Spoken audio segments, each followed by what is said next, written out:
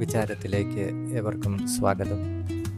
വിദ്യകൾ 14 18 ചിലർ പറയുന്നു വിദ്യകൾ അല്ലെങ്കിൽ വിദ്യാസ്ഥാനങ്ങൾ 18, മറ്റു ചിലർ പറയുന്നത് 14. ഏതാണ് ശരി?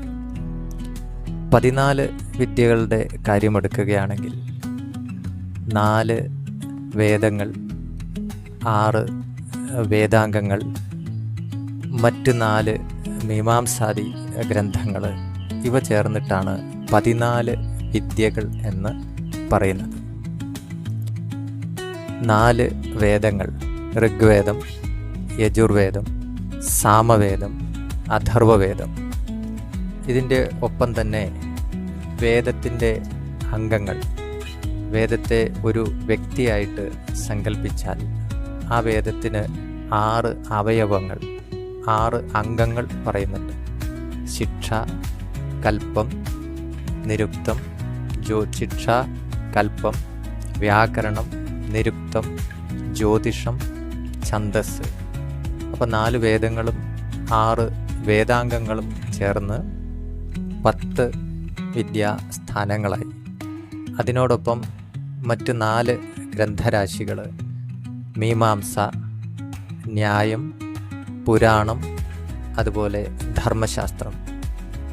ഈ 4 കൂടി ചേരുമ്പോൾ 14 ഗ്രന്ഥങ്ങളായി.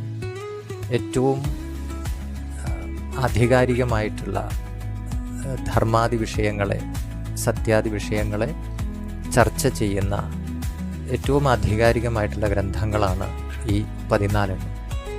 ഈ 14നെയും 14 വിദ്യാസ്ഥാനങ്ങളായിട്ട്, 14 വിദ്യകളായിട്ടാണ് അംഗീകരിക്കുന്നത്.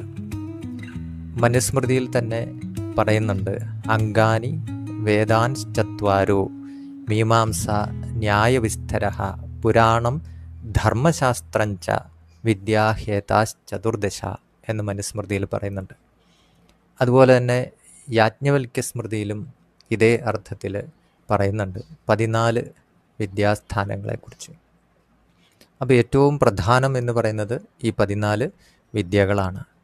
ഇനി ആയുർവേദം, അതുപോലെ തന്നെ അർത്ഥശാസ്ത്രം, ധനുർവേദം, ഗാന്ധർവവേദം, ഈ 4 കൂടി ചേർത്ത് കഴിഞ്ഞാൽ 14 + 4 18 ആയി. അങ്ങനെ 18 വിദ്യകളെന്നും പറയാം, അല്ലെങ്കിൽ 18 വിദ്യാസ്ഥാനങ്ങൾ എന്നും പറയാം. അപ്പോൾ 14 എന്നുള്ളതും ശരിയാണ്, 18 എന്നുള്ളതും ശരിയാണ്.